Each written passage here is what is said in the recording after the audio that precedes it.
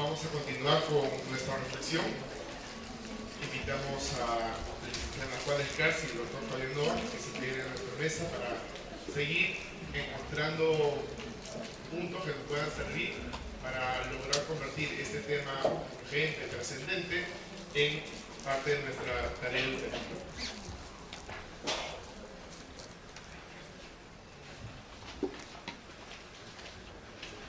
Se integra a nuestra mesa la licenciada Juana Escarce Guzmán, directora pedagógica del Consorcio de Centros Educativos Católicos, institución en donde lidera proyectos de gran envergadura referidos a la acreditación internacional de la calidad educativa, la especialización para docentes y directores y la evaluación de los aprendizajes.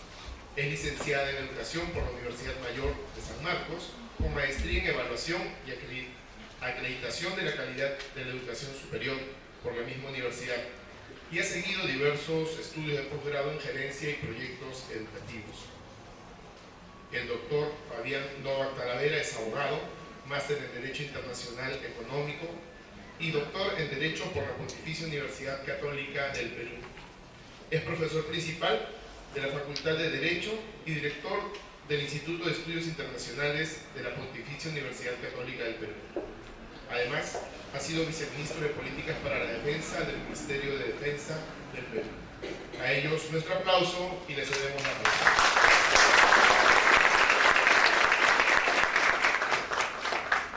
Buenos días. En realidad, el doctor Juan José Arruda, un experto en el tema, me hubiera gustado que sea mi profesor cuando yo estudiaba en la historia de los límites del Perú, que seguramente muchos de ustedes no lo han hecho. En mi tiempo, pues eso se daba y no era muy divertido. Pero su exposición fue excelente, muy clara. No hay situación de por medio que nosotros podamos dudar.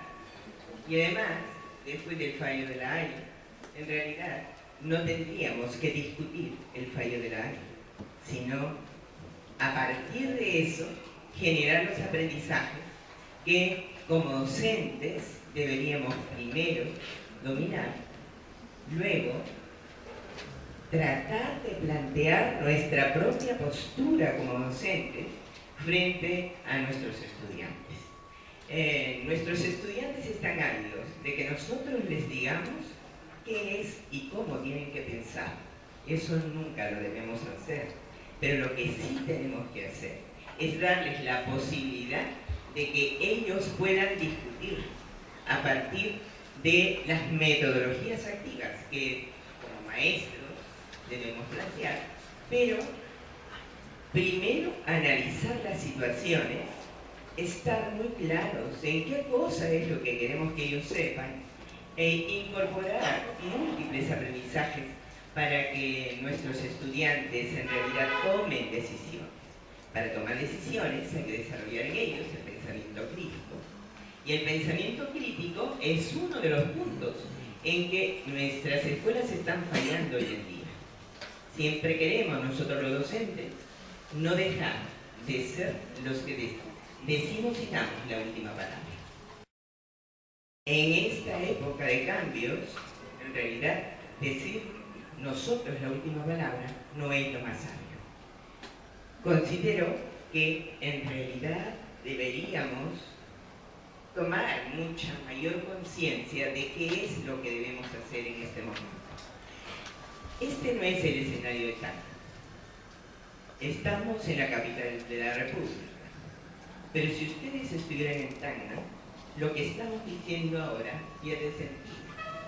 Porque precisamente en la frontera es donde ellos pueden ver qué es lo que tengo y ya no tengo, y qué es lo que podía haber hecho y no estoy haciendo, porque también vivimos de sueños. Sin embargo, no es de sueños que nosotros vamos a hacer realidad nuestra propia historia. Lo cierto es que ahora estamos constituyendo el final de este largo proceso de delimitación con la frontera de Chile y que debemos sacar muchos aprendizajes positivos. Es más fácil decirlo que sentirlo. Decíamos que el reclamo de la sociedad a la escuela es precisamente que forme personas capaces de vivir y convivir en sociedad de una manera armoniosa. ¿Cómo hacerlo con este tipo de problemas? Cuando hablamos del fallo de La Haya, lo que este hecho histórico no solamente es un hecho histórico, es una suma de muchas deudas, de muchas heridas que tenemos los peruanos, más que los chilenos, y que precisamente no están cicatrizadas, y que por eso nos rebelamos mucho, porque bien es cierto que podemos decir todo lo que hemos ganado, pero siempre pensamos que ese territorio era nuestro. Entonces siempre reclamamos a la historia algo que no vamos ya a recuperar. Pero cómo contamos la historia es lo importante. Y muchos de los errores de la historia están en cómo lo hemos dicho desde las aulas. Si precisamente como maestro yo no estoy convencido y dentro de mi conocimiento está un sentimiento adverso, yo voy a comunicar esta animadversión frente a cualquier acuerdo. Entonces, ¿qué tendríamos que hacer los maestros? Los maestros primero debemos tener dominios pedagógicos para saber cómo tenemos que actuar frente a nuestros estudiantes. Solidez en su formación, no solo profesional, sino personal. Para convencer que es uno de los protagonistas, lo somos, uno de los protagonistas de la transformación de la sociedad. Y qué poco explotamos esta idea y esta realidad. Y que debemos convertirnos en promotores de una cultura de paz. Ya lo decía el doctor Juan José Ruda. En primer orden, tendríamos que generar valores tales que podamos convertir toda esta historia en una historia pacífica, con altas capacidades en nuestros estudiantes para poder vivir y convivir dentro de un entendimiento mutuo. Ya a mediados del siglo pasado, lo que hemos visto es que no vale la pena estar cerrando fronteras indefectiblemente y pelearnos por el trozo de territorio que tenemos, sino vale la pena tender lazos y alianzas y aprender a vivir juntos, porque esa es la razón de la humanidad y del crecimiento de la misma. Por eso es que cuando tratamos de temas, lo que deberíamos hacer es generar conocimiento en nuestros estudiantes para que desde el propio contexto en el cual yo debo contar la historia, no con la emoción, sino con la realidad, que eso es lo que decimos. Aprendizaje significativo es aquel que te plantea en un escenario definido cualquier situación de aprendizaje. Por lo tanto, esta situación de aprendizaje, ¿para qué me sirve? ¿Y qué provecho yo tengo que sacar en mi vida y en la propia vida de la sociedad? Si nosotros a nuestros estudiantes planteamos las situaciones con un chip diferente con el que hemos estado acostumbrados a leer la historia, seguramente que tendremos más beneficios que perjuicios. Por lo tanto, desde la globalización, la integración, las fronteras no es un problema peruano. Este es un problema de América Latina y de muchos otros países no necesariamente desarrollados, algunos muy desarrollados lo tienen. Pero ¿cómo tratamos el tema? No es a través de las armas, y en realidad estaba leyendo yo mucho sobre este tema, ¿qué piensa la gente de esto? Y leí una frase que se la quiero leer del doctor Ciro Alegría, el hijo de nuestro escritor famoso. Él propone que el Perú se perfile como un socio estratégico internacional importante y decide invertir más en capacidades avanzadas y de múltiples propósitos. Una fragata, un medio de transporte, un helicóptero, un satélite sirve para muchos propósitos. Por ejemplo, se utilizan para misiones internacionales, para responder a desastres naturales e incluso para vigilancia y control en tiempos de paz. Por el contrario, un tanque o un cañón sirven solo para una cosa en tiempo de guerra. Y nosotros luchamos para estar armados, para estar listos para pelear. Este es un tema que debemos cambiar. Hay otro tipo de cultura que debemos ir generando en nuestros estudiantes, que son los ciudadanos del mañana, son los ciudadanos de hoy finalmente. Debemos generar aprendizajes a partir de toda esta experiencia, tales como, por ejemplo, cómo situarlos en un contexto histórico internacional, nacional, un contexto económico, político, ideológico, ahora mismo, reconocer el significado y el rol de las corporaciones transnacionales, multinacionales, en el desarrollo de los países, cooperación entre naciones, relaciones comerciales entre ellas, el marco jurídico existente, deberíamos estar analizándolo desde lo comercial, debería ser muy importante. La inversión peruana versus la chilena, ¿por qué nos demoramos en reaccionar? No es culpa nuestra, pero sí podemos establecer algunas políticas desde el interior de la escuela para saber en el futuro qué haría yo en tal circunstancia. Analizar esa situación. Esfuerzos conjuntos en la construcción de la confianza entre vecinos que no tienen diferencias pendientes. Y lo que nos dicen ahora también hay que decirlo.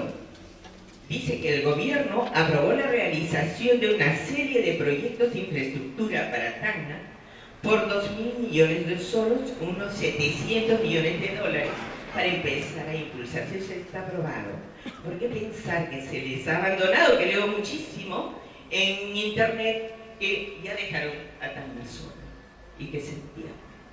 No es así. Hay publicaciones hechas y aprobadas. Ahora, en la escuela, en realidad, si es un escenario de todo esto,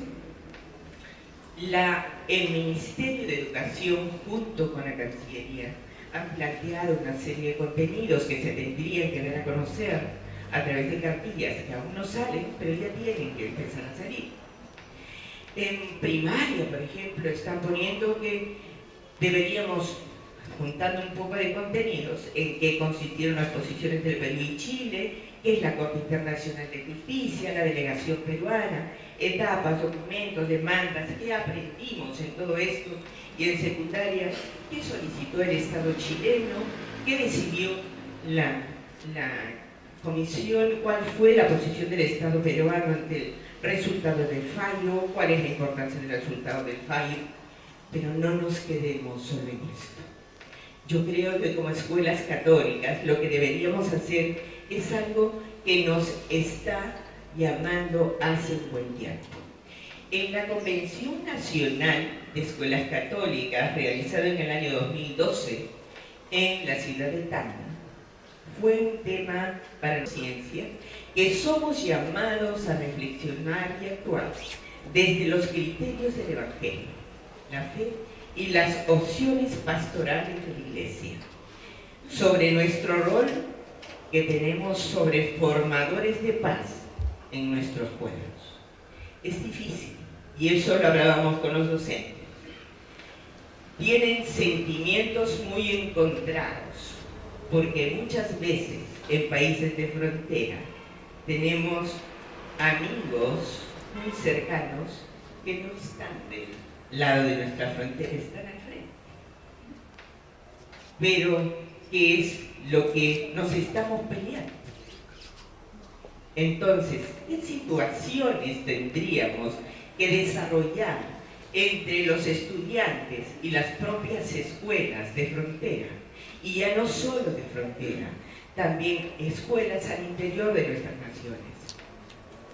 Tenemos que hacer intercambios escolares, así como hacemos intercambios comerciales. Debemos interesarnos por la historia del otro. Debemos dejar que ellos se interesen e invitarles.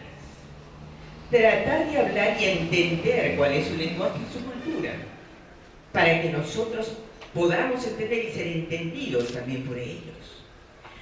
Formar para la paz mediante el diálogo, el aprendizaje de valores y la educación, actitudes conducentes a una cultura de paz.